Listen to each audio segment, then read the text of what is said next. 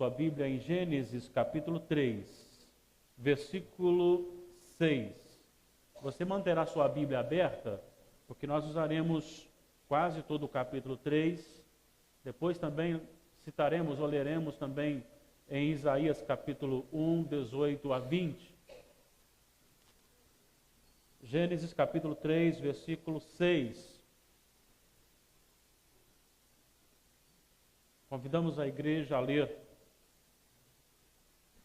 todos em uma só voz, em voz audível, esse versículo. Gênesis 3, versículo 6. Leamos. Vendo a mulher que a árvore era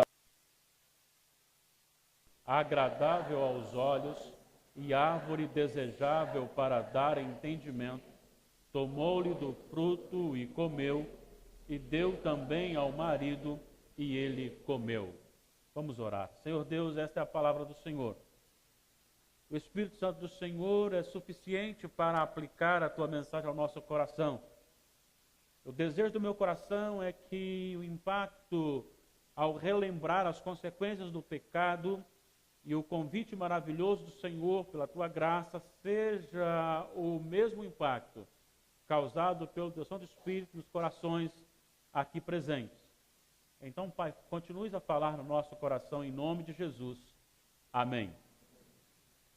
Nós estamos envolvidos aí nesse rompimento dessa barragem que causa e ainda causará problemas, porque não diz respeito simplesmente àquela vila destruída, mas diz respeito a algumas cidades que eram sustentadas pelaquela empresa através dos impostos.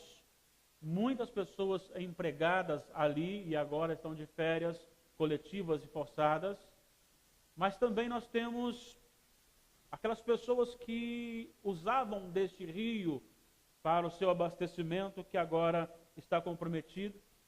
E além disso, nós temos também pessoas que eram sustentadas pela pesca, que também serão prejudicados. E nós temos também outras pessoas que, por causa do emprego regular dessa empresa, eles também vinham inclusive para a nossa Guarapari e que agora terão dificuldades, com certeza. Então foi um estrago realmente gigantesco na questão da economia e da própria família, na vida de pessoas amigas ou não, desconhecidas, e eu só sei dizer que machuca o nosso coração. Machuca o nosso coração quando você tem também aquele atentado ali na França e você começa a perceber a maneira como as coisas estão acontecendo aceleradamente, a maneira como vão surgindo novos acontecimentos. E umas coisas assim que veio ao meu coração esses dias é que quanto mais a ciência se aprofunda, quanto mais a ciência consegue entrar no ventre da mãe para detectar problemas futuros, nós vemos grandes problemas acontecendo na própria gestação. Quanto mais a ciência se considera avançada, mais morrem pessoas. Quanto mais o ser humano se acha capaz, mais catástrofes acontecem. Isso tudo é para mostrar que Deus está no controle. Duas coisas eu vejo nesses acontecimentos. Primeiro, uma mensagem a todo mundo. Uma mensagem dirigida especificamente agora aos ímpios, quando diz assim: olhem, acordem para a vida. Eu estou no controle. Eu mando. Vocês não têm nenhuma autoridade, nenhum poder, e vocês são capazes de dirigir a história. A segunda característica dessa mensagem atingida e dirigida é a igreja. Mantenha firme, igreja. Pode manter firme, porque assim como ministra o juízo sobre o povo, o juízo final acontecerá. E aquele que é do Senhor, então, receberá a bênção da vitória. Quando nós deparamos com as consequências do pecado na vida, nós entendemos que o Brasil é um dos países mais idólatras da face da terra. A começar com a sua religiosidade primária. Quando para a Igreja Católica você tem alguns meios para a salvação, alguns homens que foram piedosos e por isso carregam o poder para a salvação. No meio evangélico você tem a idolatria levantada para cantores, pregadores, que se tornam homens semideuses, a ponto de o que eles falarem está falado sem questionamento. Muitos correm atrás de cantores gospel e de tal maneira que estão cegos a ponto de alguém dizer que ele é melhor, que ele é mais perfeito, que ele tem mais riqueza, e as pessoas começam a aplaudir, e como se isso fosse homem de Deus, e o chamam de homem de Deus. Isto é idolatria. A igreja evangélica hoje talvez seja uma das mais idólatras que nós temos vivenciado na face da terra.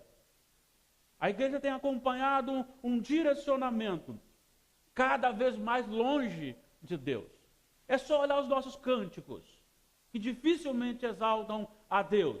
É sempre eu vou ao encontro de Deus, eu vou fazer isso, eu vou fazer aquilo outro, eu vou fazer.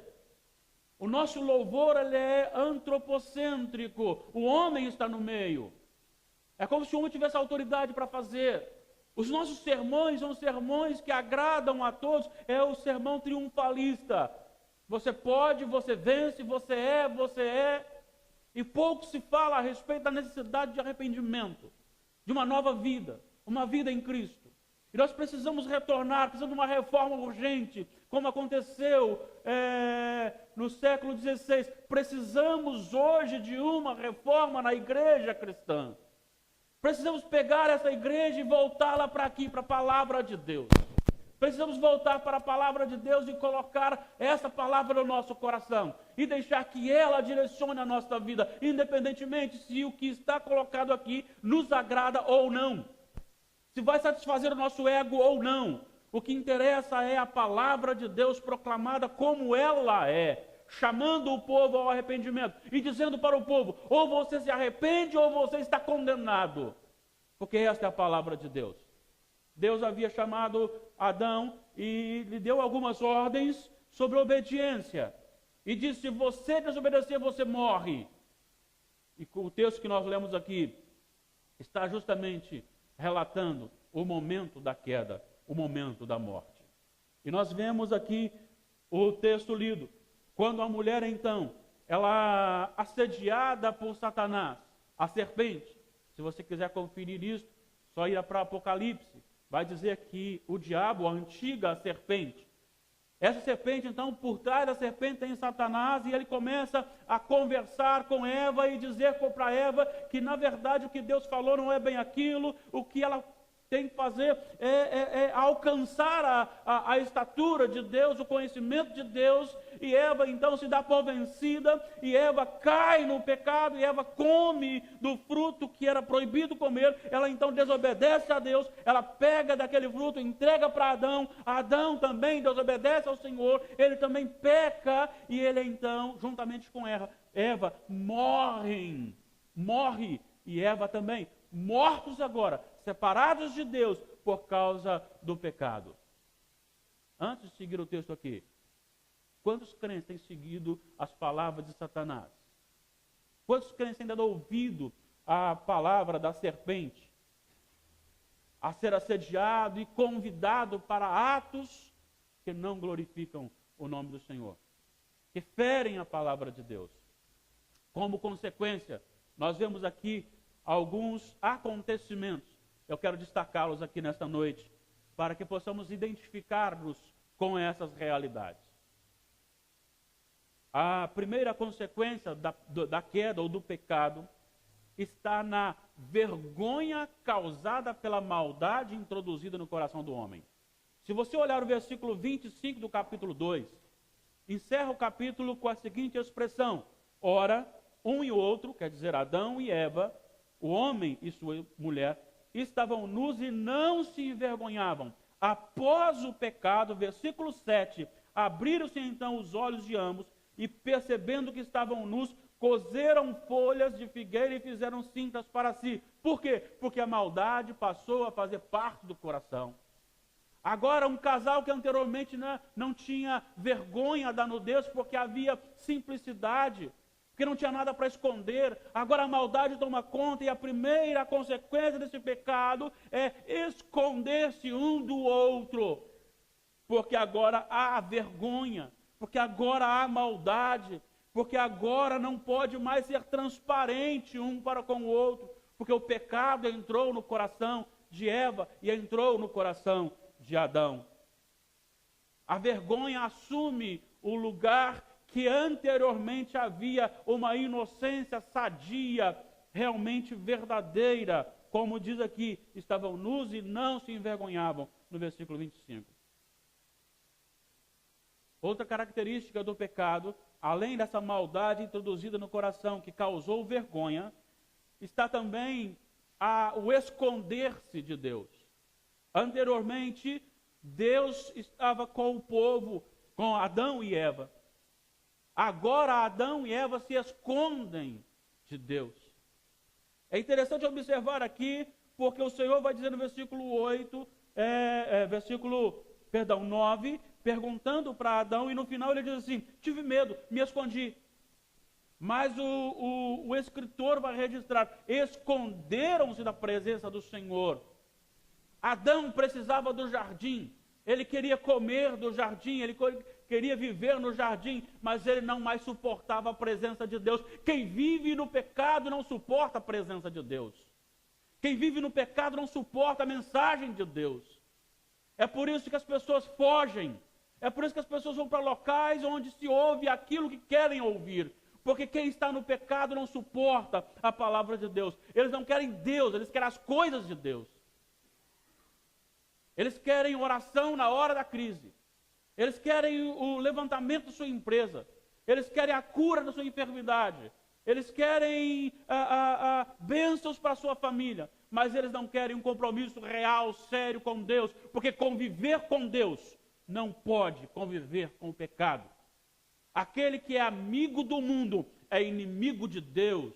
Não pode ser amigo de Deus e amigo do mundo ao mesmo tempo. Como consequência do pecado, a tendência é afastar-se, esconder-se do Senhor. É isso que aconteceu com Adão e Eva. E muitas vezes acontece conosco também. Outra consequência do pecado é que sempre que somos acusados, nós transferimos a culpa para os outros. Quando Deus então vai acertar as contas, Deus não chama Eva. Atenção, homens, acordem. Acordem, homens presbiterianos. Acordem, homens. Vocês são chamados para liderar a sua família. Você é responsável pela sua família. Acorde. Quando Deus vai acertar a conta, ele chama Adão e diz para Adão: o que está acontecendo? Adão é que tem que responder, porque ele é o líder da sua família. E a primeira coisa que Adão faz, ao invés de assumir a sua responsabilidade, assim como Davi fez, ele diz: foi a esposa que o Senhor me deu. Foi Eva, ela que comeu e me deu. A Eva foi do mesmo caminho. O seu coração também estava corrompido. O coração de Adão estava corrompido, ele lança a culpa sobre Eva. E Eva lança a culpa sobre Satanás. É um culpando o outro, é consequência do pecado. Aquele que jaz no pecado, ele nunca vai assumir a culpa, porque esta consequência do egoísmo. Porque quando você morre para Deus, você vive para o seu eu. E aí não interessa o que aconteça com os outros, desde que eu prevaleça, desde que eu comece a aparecer, desde que eu seja beneficiado. Adão, como você dissesse: não é problema meu, é problema de Eva, e foi o Senhor que me deu. E Eva disse: não foi eu, foi a serpente. É muito fácil transferir a culpa para os outros, e isto é característica daquele que vive e vive no pecado. Outra característica do pecado, e aí entra algo terrível para a nossa vida, é que, como consequência do pecado, algumas coisas acontecem com o ser humano. Primeiro, com a mulher. E Deus diz para a mulher o seguinte, versículo 16: multiplicarei sobremaneira os teus sofrimentos, ou o sofrimento da tua gravidez. Em meio a dores, ou de dores, darás à luz filhos. O teu desejo será para o teu marido, e ele te governará. Isto é consequência do pecado diante daquilo que Eva caiu, que Eva errou. Mas isso também segue para Adão, porque Deus disse o seguinte: você trabalhará, não é o problema o trabalho, mas você trabalhará e você trabalhará com fadiga. Você não suportará aquele calor, o suor descerá no seu rosto, você ficará cansado, porque a terra se rejeitará a produzir coisas boas, só coisas boas, ela também produzirá espinhos, ela dificultará o seu trabalho. Isso é consequência do pecado. Quando nós olhamos hoje para um povo sofrido por causa de uma barragem rompida, nós vemos há poucos dias a reportagem de um homem que disse: não pode aprovar essa barragem porque ela está rompendo, mas por causa do egoísmo humano em ganhar dinheiro com os impostos, aprova-se, e agora tem essa consequência. Todos os nossos atos pecaminosos têm consequências, sim, gravíssimas. E existem pecados que causam enfermidades. Não todas as enfermidades são pecados, mas tem pecados que são por causa de enfermidades. E Deus age. O cansaço físico, a limitação humana, tudo isso é consequência do pecado. Mas tem outra consequência, e esta terrivelmente grave, que é a consumação deste ato no jardim. Adão e Eva estão no jardim, agora pecadores, mas eles precisam do jardim. Eles sabem o que fizeram, eles sabem do problema. E aí você tem no versículo 23, o Senhor Deus, por isso, o lançou fora do jardim. Versículo 24, e expulso o homem. Não só foi lançado e expulso, mas agora Deus diz: você não pode voltar aqui mais pela sua própria força. E aqui então encerra qualquer possibilidade humana da reconciliação com Deus. E essa é a mais grave para mim. Porque a mais grave para mim é aquela que me tira a oportunidade de um convívio com Deus. Adão, Eva e todos que nasceram de Adão e Eva perderam essa intimidade com Deus. Morreram e agora são inimigos de Deus. Porque Deus expulsou do jardim a Adão e, consequentemente, Eva. Agora, então, eles estão longe do Senhor. Tudo isso como consequência do pecado. Mas no versículo 14 e 15... há uma promessa. E esses dois versículos é justamente a sentença ministrada sobre a serpente ou sobre Satanás.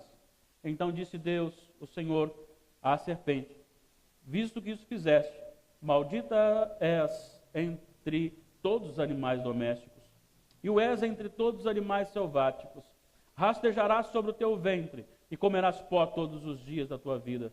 Porém, inimizade entre ti e a mulher, entre a tua descendência e o seu descendente. Este te ferirá a cabeça, e tu lhe ferirás o calcanhar. Quando nós olhamos e deparamos com essa promessa, sabemos que Adão e Eva ficaram atentos a isso. E Deus fez cumprir quando ele chamou Abrão. E fez algumas promessas a Abrão, e no capítulo 12 de Gênesis, ele diz assim: olha, eu lhe separo agora deste povo idólatra, e quero fazer o meu povo em você. E ele diz: em ti serão benditas todas as famílias da terra. Ele se referia ao nascimento de Jesus, ao cumprimento da promessa ali no Jardim do Éden. Abrão agora é responsável por um novo povo, um povo de Deus. E agora esse povo de Deus, no decorrer da história, passa pelo Egito, sai do Egito e carrega o nome de Deus. Esse povo é chamado agora para apontar para aquele que é todo-poderoso, aquele que detém toda a autoridade. E era assim reconhecido por todo lugar que passava, pois as pessoas sabiam que havia ali um povo que servia a Deus.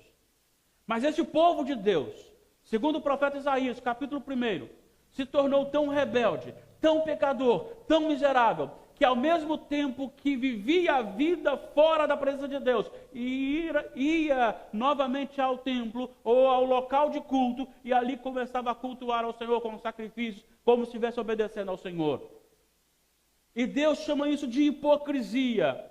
E no versículo 12 do primeiro capítulo de Isaías, Deus diz assim: quando vindes para comparecer perante mim, quem vos requereu os pisados dos meus atos? Versículo 13: não continueis a trazer ofertas vãs, o incenso é para mim abominação, e também a festa da lua nova, os sábados e a convocação das congregações. Não posso suportar iniquidade associada ao ajuntamento solene. O que ele estava dizendo é o seguinte: o culto que vocês estão prestando, eu estou a ponto de vomitar. Eu não aguento mais hipocrisia. Eu não aguento você cantar, levantar a mão, chorar, se emocionar. Não aguento mais você pregar com emoção. Não aguento mais você frequentar o templo e lá fora você continuar na sua vida prática, longe de Deus, longe de mim. O que Deus está dizendo para o povo de Israel é: eu não posso, eu conheço o seu coração. Foi até o texto lido em Jeremias 17. Eu sondo os corações, eu conheço os corações. Não adianta você ficar aqui dando uma de santo, porque você está vivendo no pecado. E eu não suporto alguém vir cantar a mim, vir orar a mim, vir oferecer sacrifícios a mim e estar na vida de pecado. Porque a viúva está sozinha, o órfão está sozinho. Você não tem vida lá fora, você não se preocupa com as pessoas. Por que Deus usa aqui os órfãos e as viúvas? É porque eram pessoas que não tinham como retribuir. Eram pessoas que não tinham nenhum valor na sociedade financeiro a ponto de poder retribuir um favor. Então, se eu não ajo com aquela pessoa, porque eu tenho que agir com alguém que não vai me oferecer nada em troca. O meu agir como culto a Deus deve ser um agir sem querer alguma coisa em troca. Isto é evangelho. Mas evangelho no Antigo Testamento? Bom, Isaías é considerado o evangelho do Antigo Testamento. Porque ele prega Jesus de maneira muito clara. Capítulo 53. Mas aí você diz assim: como pode? E esse povo que se chama povo de Deus está tão distante, o povo de Israel está tão distante. Por isso, então, nos versículos 18 a 20, há aqui algo maravilhoso que eu quero chamar para a gente já caminhar para o final. O profeta, falando como boca de Deus, ele diz: vinde, pois, e arrazoemos, diz o Senhor. Ainda que os vossos pecados sejam como a escarlata, eles se tornarão brancos como a neve. Ainda que sejam vermelhos como o carmesim, se tornarão como a lã. Se quiserdes me ouvirdes, comereis o melhor desta terra. Mas se recusardes e fordes rebeldes, sereis devorados à espada, porque a boca do Senhor o diz. São palavras para o povo de Israel. São palavras referentes à terra de Canaã. São palavras referentes a uma terra que eles estavam possuindo, uma terra que eles estavam vivendo, a vida ali em Canaã.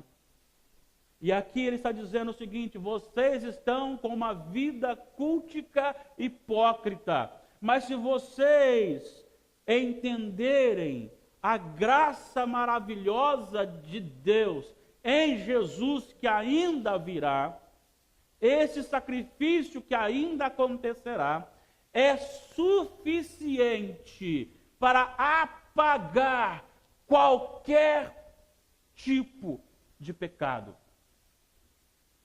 O sacrifício de Cristo é suficiente para transformar, para purificar qualquer coração, independentemente do pecado que ele tenha cometido até o momento da sua conversão.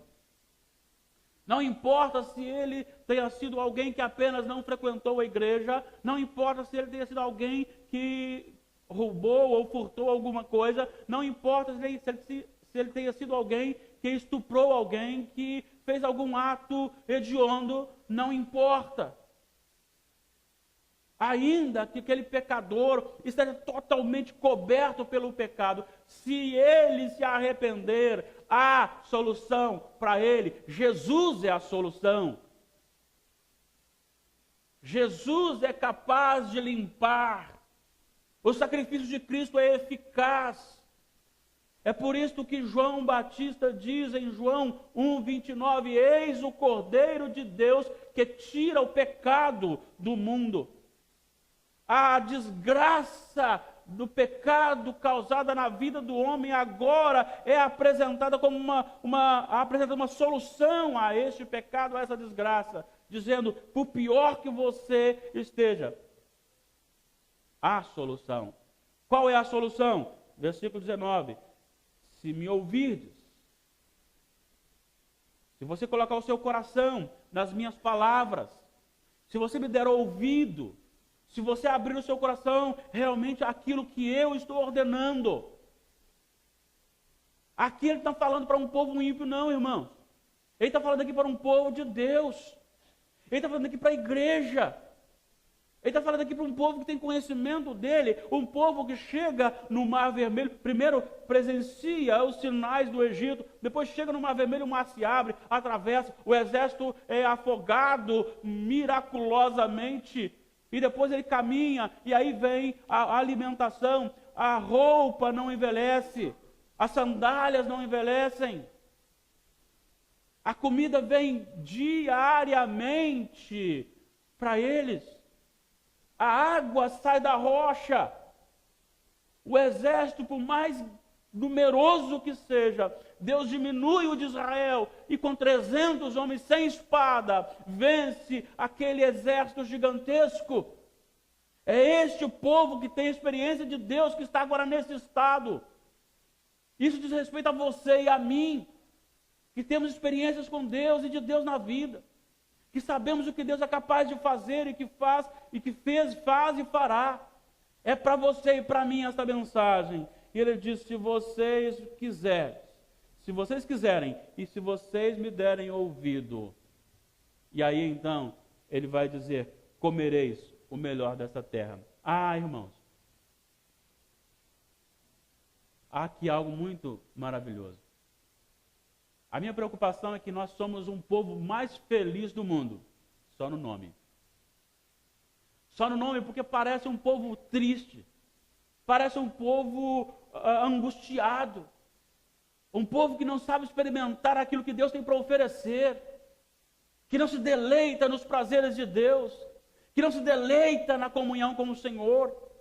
Falta alguma coisa. Até a meditação na palavra de Deus se torna enfadonha. Estudo bíblico, oração, tudo isso se torna difícil. Se a oração demorar um pouquinho, começa a reclamar. Se o tempo passar um pouquinho do horário do culto, todo mundo começa a reclamar, porque nós não vivemos a plenitude do contentamento em Deus. E isto que Paulo fala aos Filipenses, alegrai-vos no Senhor, outra vez vos digo, alegrai-vos. Para que isso aconteça, é necessário que eu esteja conectado em Deus, íntimo de Deus.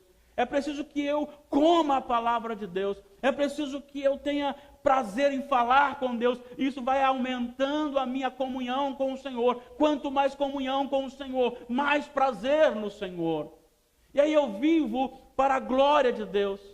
Aí eu vivo em gratidão ao Senhor, a comunhão com o Senhor. Aí eu amo a leitura da Bíblia. Aí eu amo cantar louvores. Aí eu amo orar. Eu amo congregar. Por quê? Porque eu estou íntimo de Deus. E por mais que venham as tribulações, elas não chegarão nem perto de mexer com a minha alegria. Porque a minha alegria está no Senhor e não nas situações. É isso que ele está dizendo. Israel quer viver bem na face da terra, dê ouvidos à minha palavra. E ele diz a você e a mim hoje, quer viver bem aqui nesta terra. Ele não está falando com dinheiro, não. Essa empresa citada, o lucro dela vai tudo embora, de uma hora para outra. Não há segurança. Ele está falando aqui, é da alegria, de dia após dia, é você acordar e saber que a doce mão do Senhor está sobre você. É você saber que quando você levantou ali, as misericórdias de Deus foram renovadas sobre a sua vida. Assim como Ele trata de um passarinho, muito mais de você Ele tratará, Ele cuidará. É você saber que por mais que você esteja sofrendo dores, Deus está com você. e até que venha a morte, Deus está com você e você ressuscitará. É essa alegria que Deus nos chama a viver e viver bem. Israel, obedecendo, seria então livre dos inimigos. E nós então somos superiores aos inimigos, porque sabemos que a nossa garantia está no Senhor. Mas por outro lado ele diz no versículo 20, mas se recusardes e fordes rebeldes, sereis devorados à espada, porque a boca do Senhor o disse. Quantas pessoas se dizem cristãs, estão derrotadas? Eu não estou falando de finanças, não. Eu não estou falando de bom emprego, não. Eu estou falando de conhecimento, de intimidade, de comunhão com o Senhor. Eu estou falando de pessoas que estão sendo cada dia mais pisoteadas, que não têm prazer na lei do Senhor. Eu estou falando de pessoas que não querem nenhum compromisso com Deus, não querem servir ao Senhor, e qualquer serviço se torna pesado, porque falta essa comunhão com o Senhor. Assim como o Senhor deu uma oportunidade ao povo de Israel, dizendo, vinde e arrazoemos. Eu posso curar você do pior mal. Eu posso tornar o seu coração, por mais sujo que ele esteja, eu posso torná-lo purificado. E você pode ter uma vida maravilhosa comigo. Esta é a proposta do Senhor. Assim como ele fez para Israel, no sentido de nação, ele faz para você e para mim hoje, como povo dele, como povo de Deus. Eu quero dizer para você uma coisa. Lembre-se, o pecado traz seríssimas consequências. Assim como Adão e Eva se envergonharam, muitas pessoas olharão para você e dirão, mas você é crente? E faz isto de pecado? Que vergonha. Você é crente e você compra e não paga? Você é crente e você fica mentindo para os outros? Você é crente e namora fazendo sexo? Você é crente e abandona o seu cônjuge? Você é crente e odeia o seu irmão? Que vergonha!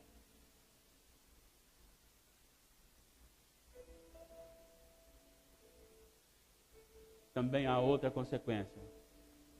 Se você vive no pecado, você nunca terá a alegria do Senhor. Sempre se esconderá do Senhor. Mesmo congregando, você se esconderá do Senhor. Porque nunca ouvirá a sua palavra. Nunca dará ouvidos à mensagem do Senhor.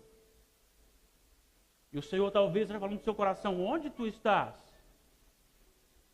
Porque com a vida que você está vivendo, você não está na minha presença. Mas quero dizer para você que você não é pior nem melhor do que ninguém. Esse mesmo Jesus que pela sua graça maravilhosa um dia lavou meu coração e ainda mantém a minha vida corrigindo-me constantemente, oferece a todo aquele que está em pecado a oportunidade e convida, vinde. Vinde. É necessário que declaremos o Senhor Jesus como Senhor e Salvador da nossa vida. Declarar publicamente, essa é a expressão. Aquele que crê no coração e com a boca confessa, é necessário. Confessar aquele que é o Cordeiro de Deus que tira o pecado do mundo. Aquele que pode salvar a nossa alma, salvar o nosso coração. Mas para salvar a nossa alma, o nosso coração, ele precisa ser Senhor também da nossa alma e do nosso coração. O pecado desgraçou a humanidade. O sacrifício de Cristo libertou aqueles que nele creem. Você faz parte do povo de Deus? Se faz parte, reveja a sua vida. Veja como você está vivendo. Porque existem direcionamentos do Senhor referente à conduta cristã. E uma das coisas que ele diz aqui é justamente essa questão: o amor ministrado às outras pessoas. Talvez a viúva e o órfão que você precisa contribuir seja aquele que não merece o seu perdão e você precisa perdoar. É isso, a viúva não tinha nada para pagar em troca. O órfão não tinha nada para pagar em troca. E talvez aquele que lhe ofendeu também não tenha nenhum motivo para estar com você e você precisa perdoá-lo, em nome de Jesus. Coloque sua vida no altar do Senhor. Deixa Deus agir no seu coração, porque você foi chamado. Se diz povo de Deus. E se você se diz povo de Deus, seja povo de Deus. Vinde e arrazoemos. Se você me ouvir, você comerá o melhor dessa terra. Isso para Israel. E para você e para mim. Se você me ouvir e me atender, você viverá a plenitude de Deus aqui nessa terra. Agora, neste momento. E o meu desejo é que o Espírito Santo do Senhor tome conta da sua vida. Para que Ele invada o seu coração. Para que Ele renove o seu coração. Bem como o meu coração. E que o pecado seja algo gradativamente abandonado da nossa vida.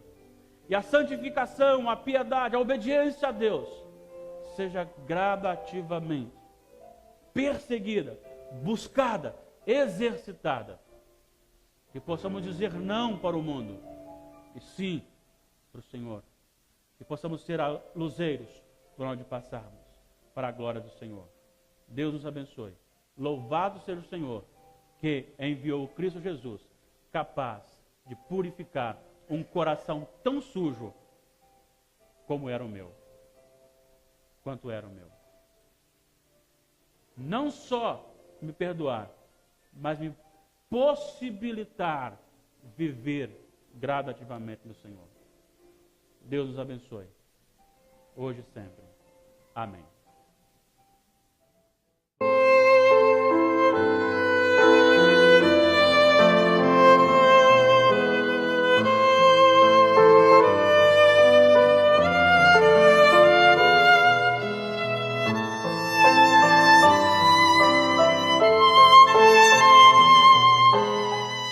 Separados de Deus por causa do pecado.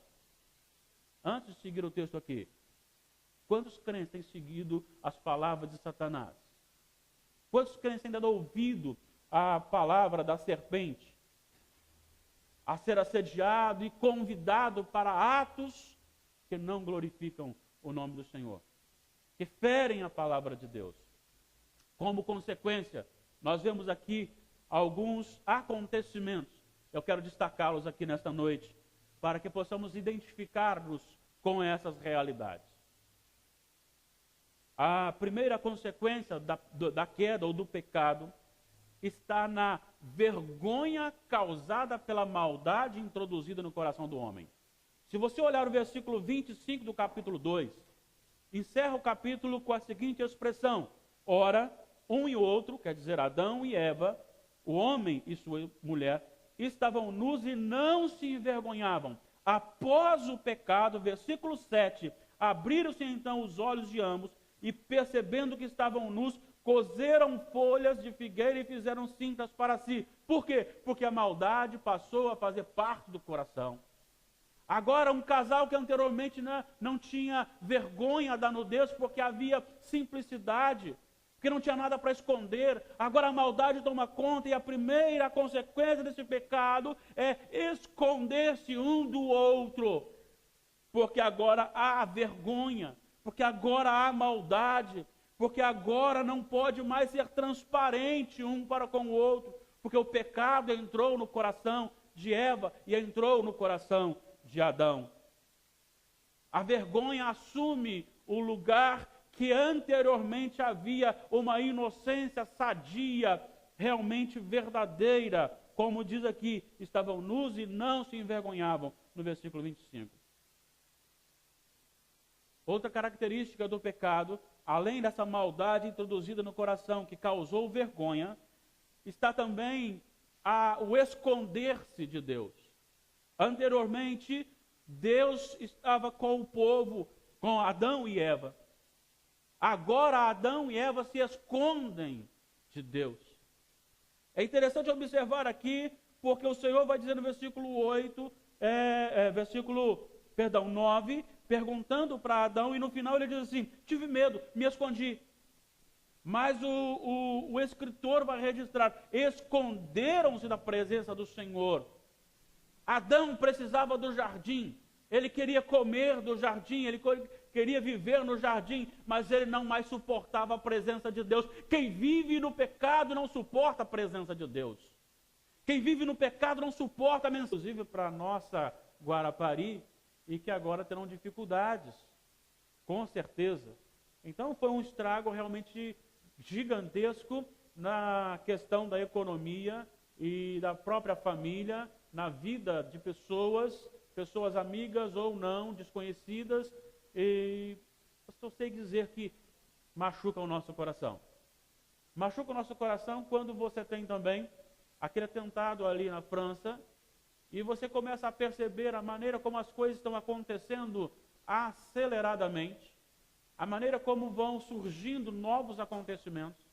E umas coisas assim que veio ao meu coração esses dias é que quanto mais a ciência se aprofunda, quanto mais a ciência consegue entrar no ventre da mãe para detectar problemas futuros, nós vemos grandes problemas acontecendo na própria gestação.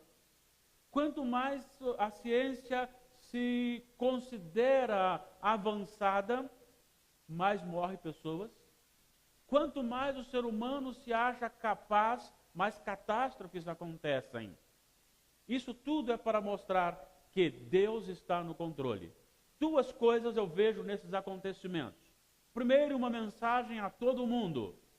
Uma mensagem dirigida especificamente agora aos ímpios, quando diz assim: olhem, acordem para a vida.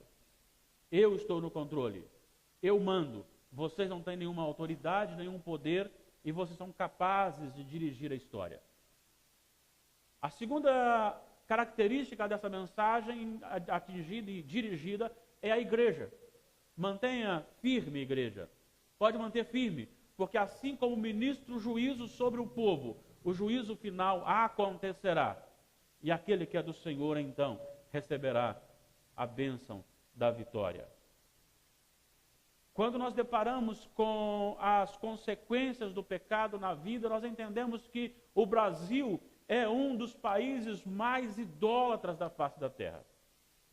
A começar com a sua religiosidade primária. Quando, para a Igreja Católica, você tem alguns meios para a salvação, alguns homens que foram piedosos e por isso carregam o poder para a salvação. No meio evangélico você tem a idolatria levantada para cantores, pregadores, que se tornam homens semideuses, a ponto de o que eles falarem está falado sem questionamento. Muitos correm atrás de cantores gospel e de tal maneira que estão cegos a ponto de alguém dizer que ele é melhor, que ele é...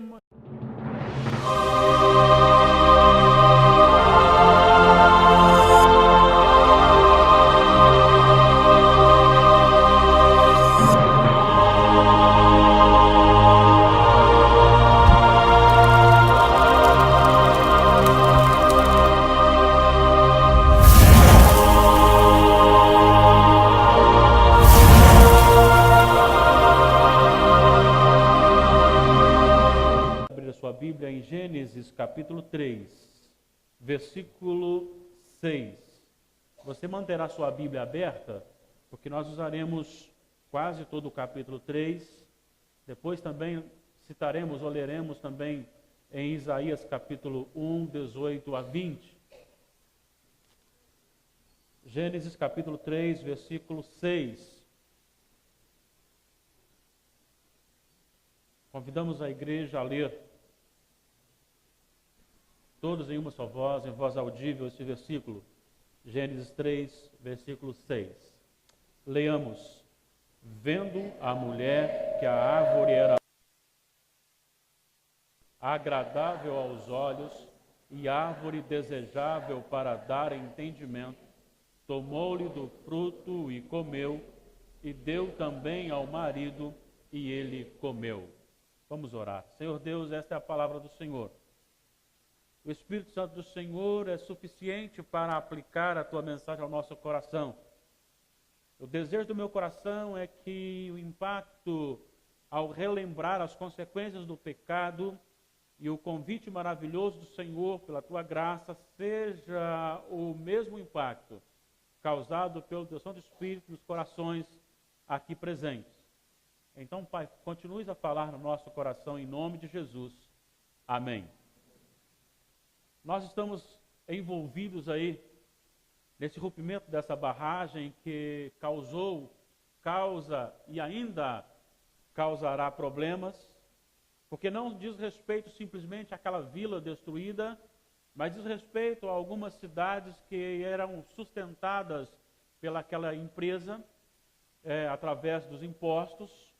Muitas pessoas empregadas ali e agora estão de férias coletivas e forçadas, mas também nós temos aquelas pessoas que usavam deste rio para o seu abastecimento, que agora está comprometido.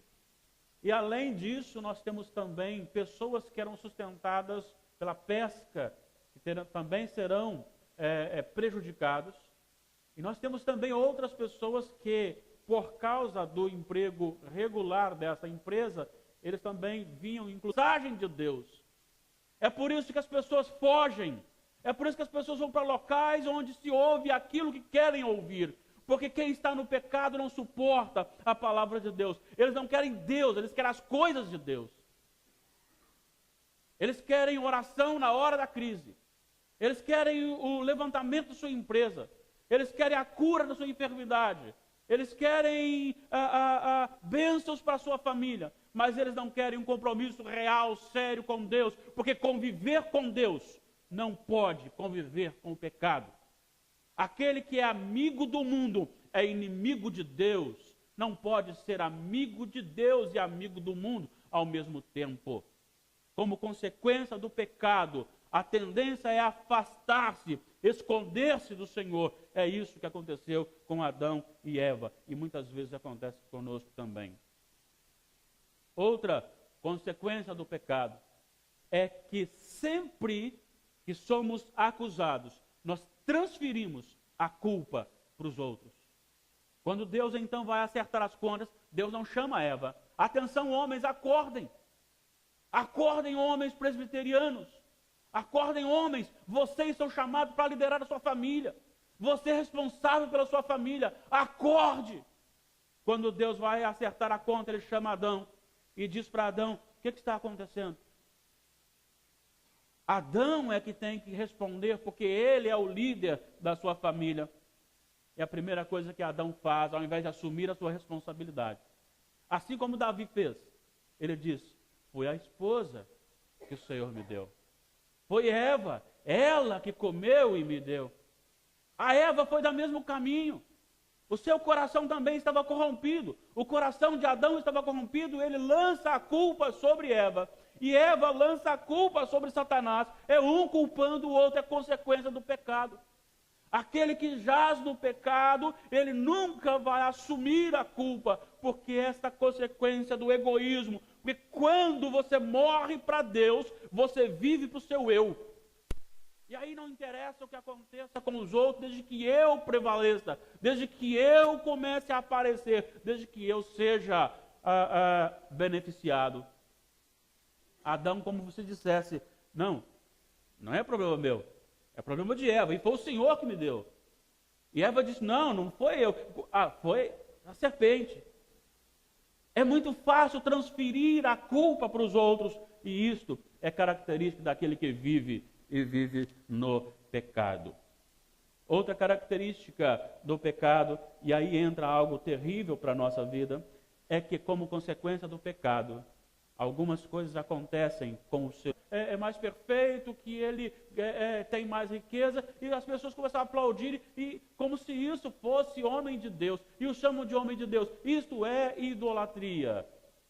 A igreja evangélica hoje talvez seja uma das mais idólatras que nós temos vivenciado na face da terra. A igreja tem acompanhado um direcionamento cada vez mais longe de Deus. É só olhar os nossos cânticos, que dificilmente exaltam a Deus. É sempre eu vou ao encontro de Deus, eu vou fazer isso, eu vou fazer aquilo outro, eu vou fazer.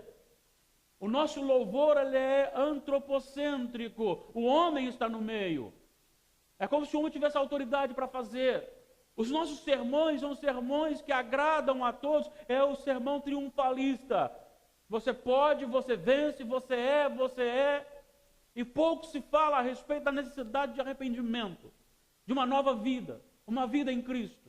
E nós precisamos retornar, precisamos de uma reforma urgente, como aconteceu no século XVI. Precisamos hoje de uma reforma na igreja cristã. Precisamos pegar essa igreja e voltá-la para aqui, para a palavra de Deus. Precisamos voltar para a palavra de Deus e colocar essa palavra no nosso coração. E deixar que ela direcione a nossa vida, independentemente se o que está colocado aqui nos agrada ou não. Se vai satisfazer o nosso ego ou não. O que interessa é a palavra de Deus proclamada como ela é. Chamando o povo ao arrependimento. E dizendo para o povo, ou você se arrepende ou você está condenado. Porque esta é a palavra de Deus. Deus havia chamado Adão e lhe deu algumas ordens sobre obediência. E disse, se você desobedecer, você morre. E o texto que nós lemos aqui está justamente relatando o momento da queda, o momento da morte. E nós vemos aqui o texto lido. Quando a mulher, então, ela assediada por Satanás, a serpente, se você quiser conferir isso, só ir para Apocalipse, vai dizer que o diabo, a antiga serpente, essa serpente, então, por trás da serpente tem Satanás e ele começa a conversar com Eva e dizer para Eva que, na verdade, o que Deus falou não é bem aquilo, o que ela tem que fazer é alcançar a estatura de Deus, o conhecimento de Deus, e Eva então se dá por vencida, e Eva cai no pecado, e Eva come do fruto que era proibido comer, ela então desobedece a Deus, ela pega daquele fruto, entrega para Adão, Adão também desobedece ao Senhor, ele também peca, e ele então, juntamente com Eva morre, e Eva também, mortos agora.